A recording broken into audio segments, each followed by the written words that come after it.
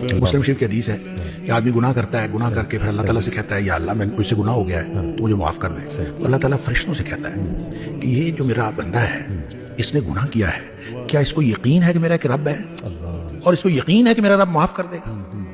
और फरिश्ते कहते हैं या अल्लाह यकीन उसको यकीन है इसीलिए तो आपसे माफ़ी मांग रहे हैं। अल्लाह ताला फरमाते हैं मैंने इसको माफ़ कर दिया। क्या बात। अच्छा कुछ देर बाद फिर गुनाह कर लेता है, फिर बैठ जाता है, रब्बी इन्नी अज़नबतु ज़ंबन, अल्लाह मुझसे गुनाह हो गया है, तो फिर माफ़ी मांगता है अल्लाह तू मुझे माफ़ कर दे। अल्लाह ताला फिर फरिश्तों को गवाह करके कहता है कि इसको यकीन है कि मेरा रब अभी माफ़ कर दे। अल्लाह ताला फिर माफ़ कर देता है, सुभान अल्लाह। फिर थोड़ी देर बाद फिर उससे गुनाह हो जाता है। अच्छा इसका मतलब गुनाह के दोबारा हो जाने के साथ इसका ताल्लुक नहीं है, इसका ताल्लुक आपकी तौबा की क्वालिटी के साथ है। सही कि आपने तौबा किस किस्म की है। अगर तौबा की क्वालिटी ठीक है तो गुनाह माफ है इंशाल्लाह। हत्ता कि मुस्लिम शरीफ की हदीस में आता है कि नबी पाक सल्लल्लाहु अलैहि वसल्लम ने फरमाया कि अल्लाह फरमाता है फिर कि अब मैंने इसको वैसे ही माफ कर दिया है, ये गुनाह करता रहे, तौबा करता रहे, मैंने इसको वैसे माफ कर दिया।